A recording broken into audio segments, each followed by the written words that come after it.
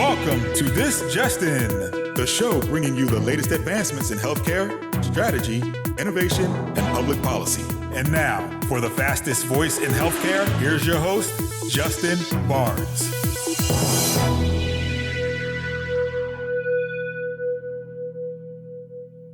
Thank you for tuning in, and welcome to This Just In. I'm your host, Justin Barnes. In these segments, I'll bring you the latest advancements in healthcare, strategy, innovation, and public policy. As always, we're broadcasting from the This Just In studios on the Business Radio X network, as well as the Healthcare Now radio network. For this episode, my 242nd episode, we have a great, insightful show with a first-time guest, however, a very long-time friend, Mike Mosquito. Welcome to the show, my friend. Thank you, Justin. Glad to be here. Glad to talk to you on this wonderful Thursday. Yeah, no, it's great to have you on air. You've been a longtime friend, colleague here in the Atlanta area, and just all around great guy to collaborate with. A lot of fun. We kind of synced back up again at HIMSS a couple of months ago, and HIMSS 22 in Orlando, and had a phenomenal conference. So before we dive into the show, what did you think of HIMSS this year, the conference? I think it was great being able to get back in Orlando and get everyone together after that hiatus. August was a little, it was a little slow, but I think getting back to Orlando with everyone was very nice to see. I think the content was great. Yep. So I really appreciated being able to do that again like we used to. Yep. And then you and I had a very fun dinner. What restaurant did we go to again? What was the name? Which one? You remember? I can't remember. There was a steakhouse. Yeah, it was a great steak. Yeah, we had a great steak and a fun night. Met a lot of great people. So, and thank you for that, for making that happen as well. That was a lot of fun. Mm-hmm. So, my audience has not heard your voice before. So, why don't we do a little bit of a background for them? Where'd you grow up? College? All that good stuff. All right, I grew up in Mobile, Alabama, Grand Bay to be specific, down on the coast. Yeah. So where it's hot almost year round. This time of year is probably the pool's already warm and ready to get into that pool. Oh yeah. But grew up down south here. Then I jettisoned out west, Midwest, go to the Air Force Academy, where I came back again to get another degree from Auburn University in mechanical engineering. Excellent. I finished my MBA here in Georgia at Kennesaw State University. So I've had a very nice career in seeing schools around the country and seeing different parts of the country for school. But my master's in business information systems management and IT. Yeah, I didn't realize that you also served. I was in the Army for 6 years active, 2 years inactive, and you were in the Air Force Academy. I didn't realize that. That's cool. Wow. Congrats. So yes, thank you. So tell me about, I've known you, I guess I've probably known you for 15, 17 years or so. Always very passionate, but where does your passion for healthcare come from? I think when I had a chance to go to McKesson as a thought leader for when they were developing their physicians portal, that's where it started. I was introduced to developing portals for a .com, and then McKesson asked me to come and help them with their physicians portal. Yeah. And with that, I learned a lot about technology in healthcare. I learned about doctors, nurses, the healthcare system, how it works. I spent a lot of time in a lot of the hospitals around the country to see what operations were good and bad. And with that, I found a joy in solving some of those problems, being able to help CIOs, CTOs, CEOs, and boards develop strategies. And it just grew from there. I never had an interest in going into pure IT, like a pure IT company. I just like being able to say when I leave this world, I've done something and hopefully it's influenced or helped someone else stay alive or have better health. Amen. It has and it does. What years were you at McKesson or were you working on that portal? What was the portal name too? It's called Physicians Portal. Okay. And I was there from 2001 to 2005. Okay. Where did the Relay Health product come into play there? Relay Health? Yeah, Relay Health never really came into play. Okay. It was a separate adjunct to the business. Okay. So that bringing Relay Health onto when that acquisition was made, it was really about having more tentacles into the healthcare space as they've done in the past. They make those acquisitions Yep. Just like they made the acquisition of PAX, the PAX system out of Vancouver. Relay was one of those acquisitions to add more tentacles to the IT landscape. That was McKesson. Yeah, I actually left McKesson in '99 to help start Relay Health, and was sold back to McKesson in '04. But I just missed you by a couple of years. Yes. Tell my audience about RSM, your role there. You're newer there, correct? I am. Yeah. I am coming up on a year. My prior company was acquired 334 days ago. So we are, thank you very much. And so we were an IT implementer for ServiceNow for their APM and SPM product. And those products, our claim to fame is we're excellent at what we do and implementing those for all industries, but it's specifically healthcare. We are thrive in those areas to help solve some problems around software technology. And so I lead the sales team, and I'm on the healthcare leadership team for growth and strategy for the firm. So the firm is really heavy into industry play. Healthcare is a leading industry play, and I'm charged with growing that industry. So I have a strategic growth platform that I lead to help grow the firm's interest in healthcare as an industry. Excellent. Yeah, you guys did a great webinar or hosted one about 6 months ago or so? I forget, but that was you invited me in. Great time. Oh yes. That was our first virtual webinar for the firm, and it was well attended. I think the content was relevant, it was current, and since we are a consulting firm, it really was about providing that thought leadership, Justin. Yep. As you see, where folks can actually sit and listen and say, it's just not from a magazine that may be dated. Yes. These are current thinkers and implementers of technology. Yep. And you had on the CIO of Grady, correct, as well with me? And then those Yeah, Glenn was on with us. Yeah. And so Glenn Hilburn is a wonderful friend of ours. He's a friend of the family for HIMSS here in Georgia. Yep. And so I was just with Glenn yesterday or day before yesterday at the regional HIMSS event. Yep. Yeah, I'm sorry I missed that, but no, awesome. And Glenn was great. And that was a phenomenal panel. So thank you for that opportunity. So we were talking, this kind of started off at HIMSS a couple months ago and talking about, the next generation of thought leadership and grooming and how that's coming together. So, tell my audience your thoughts around the health tech thinkers and what type of healthcare leadership and technical think is needed right now in our industry.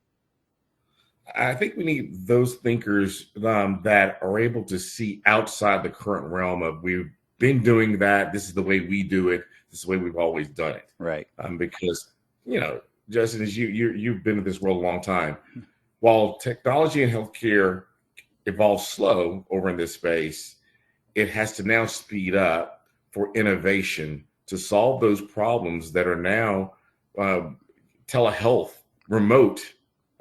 They are outside of the realm of walking into a box and getting care. You're now giving care in a place that doctors don't exist. So you have to have those types of thinkers that can see that far in advance you need to be where healthcare is needed. Right.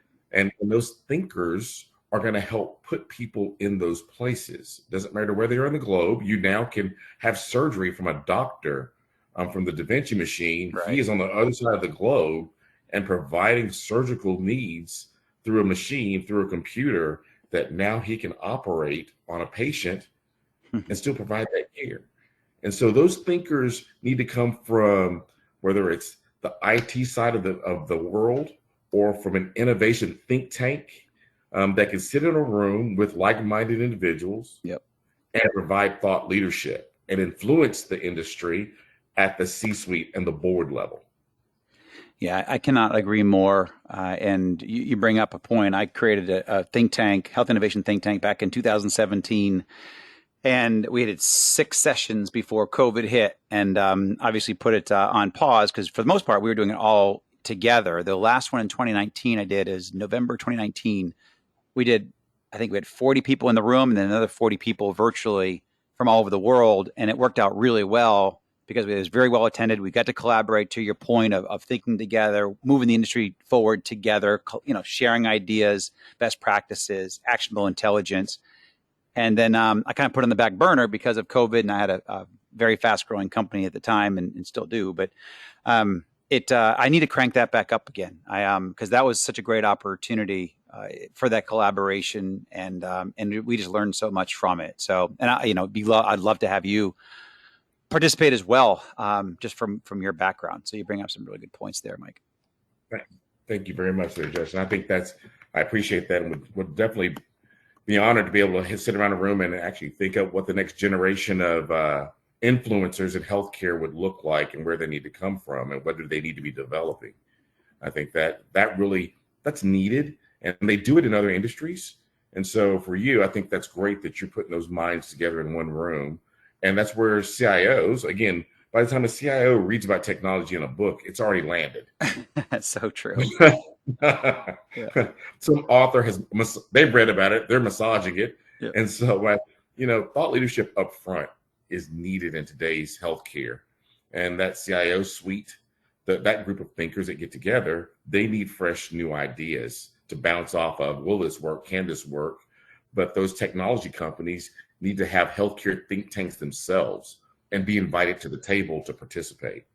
Yeah, and in that direction, on that vein, I was reading an article the other day, and the premise was, we wish, if you know the adage, I'm actually speaking on this tomorrow morning, 9 out of 10 companies fail, 9 out of 10 startups fail. And there's a lot of reasons why. And then I was reading a story, I think like 2 weeks ago, and it was talking about how it would be great if all these founders got together and just really worked on creating solutions, like holistic solutions. So when you were speaking, it made me think of this.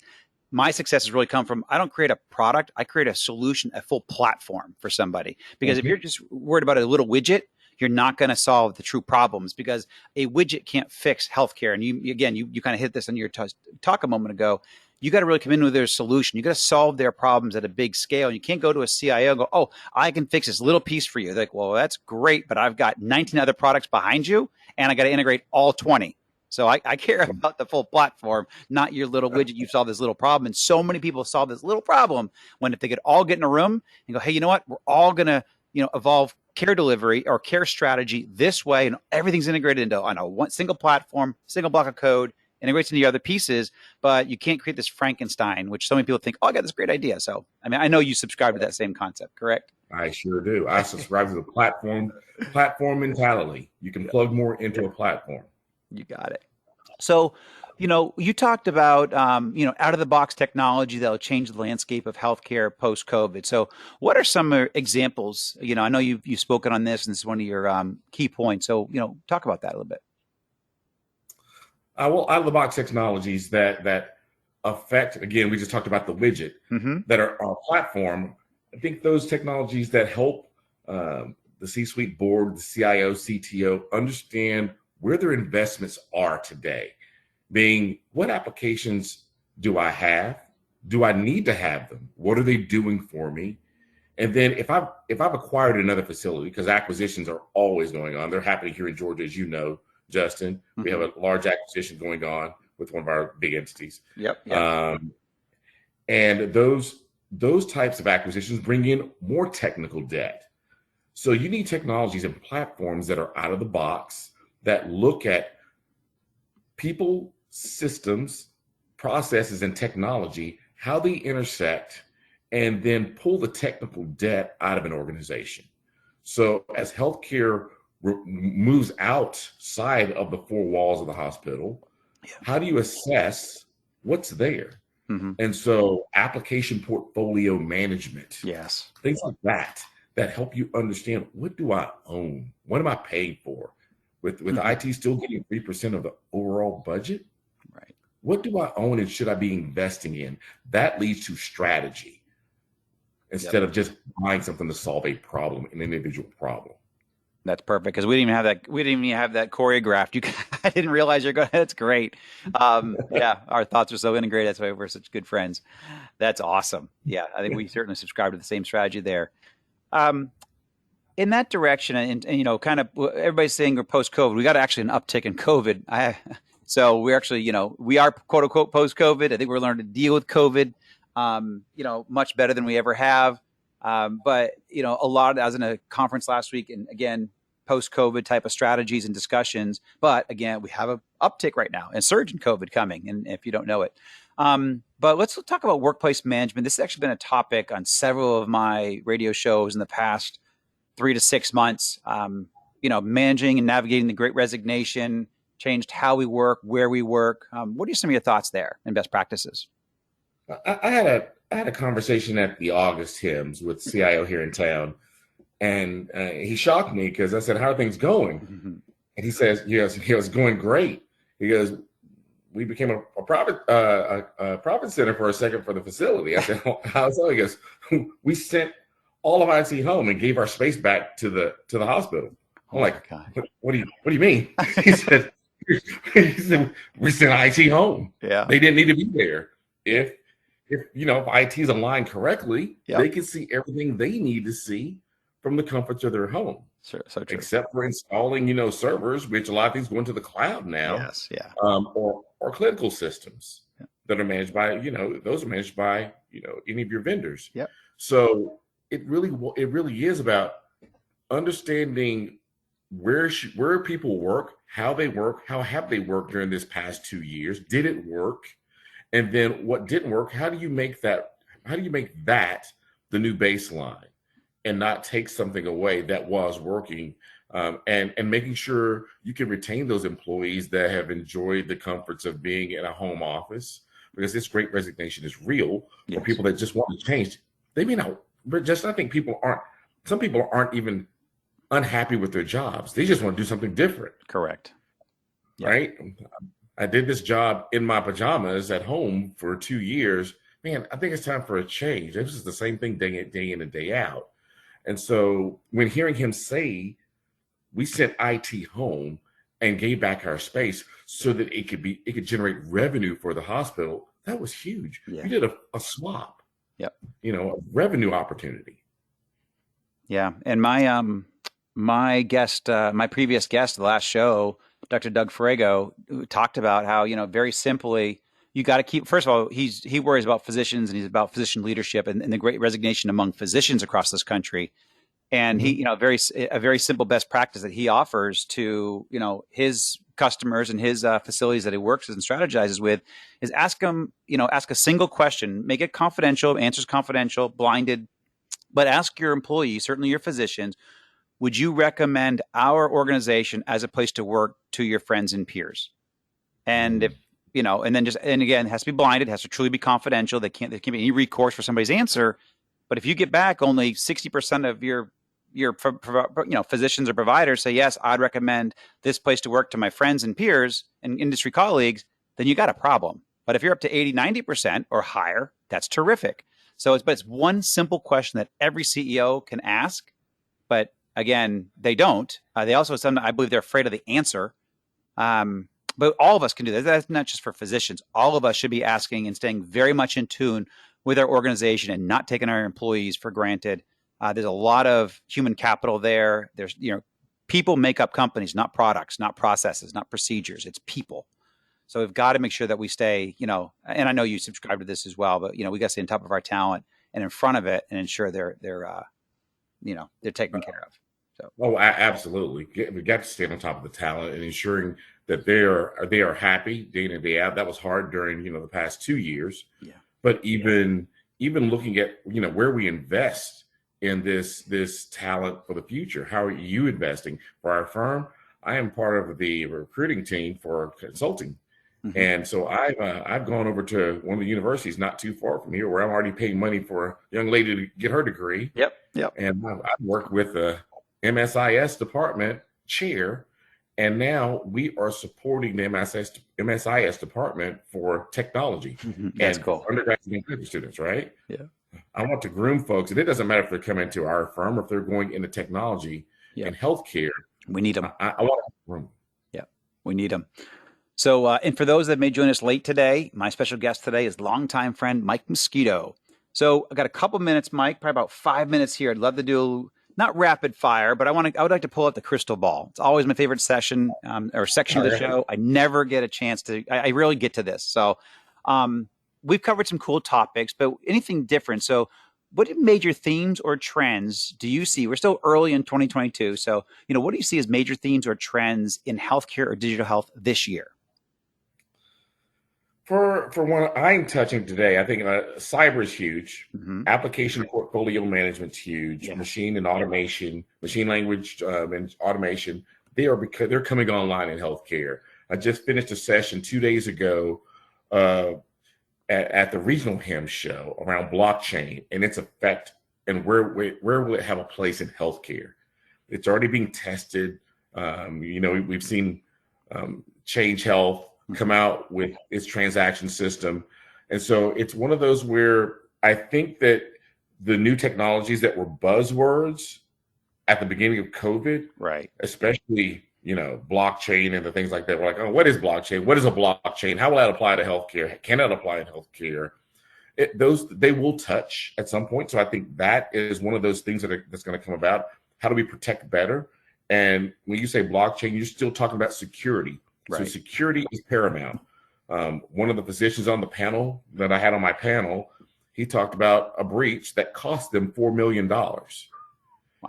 Right. And that's it's not a large facility. It was a practice, and that breach cost $4 million. That I don't think will slow down. Hackers, right. Yeah. Right. You don't think that's going to slow down? No. Because it's easy money. And so I think cyber is top of mind. Our firm focuses on that as a major topic of consulting and educating and becoming thought leaders around here's where you need to look, protect, and be aware. And if you stay ahead of that as your strategic theme and you don't make it, once a year we address it because they're thinking about it every time they get up. The hackers wake up thinking about how to get in. Correct. Excellent. So what are a few best practices or strategies that you can share to help us navigate a few of those trends? I mean, you obviously mentioned a lot, but anything from your wisdom and experience, expertise to share, like actionable intelligence, I love to share if we can. So I would say for those that are interested, you should find a platform that provides application portfolio management so that you can assess best practices for your institution. Excellent. Not just for the industry, right? Yep. Not all best practices should apply to you. Very true. May apply to you, right? Yep. They need to be tailor fit to what your strategic initiatives look like for the organization.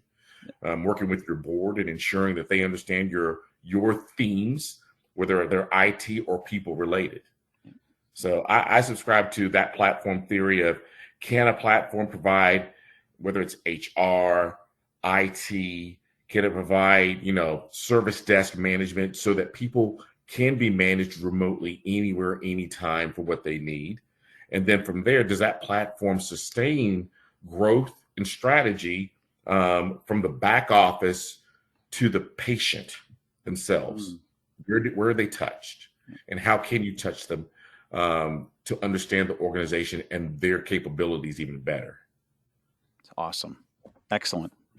Great insights. In the last couple minutes, I'd love to touch on this. And this usually turns into its own show as we do a compilation of all my guests from this last piece. Where do you go to get or be inspired?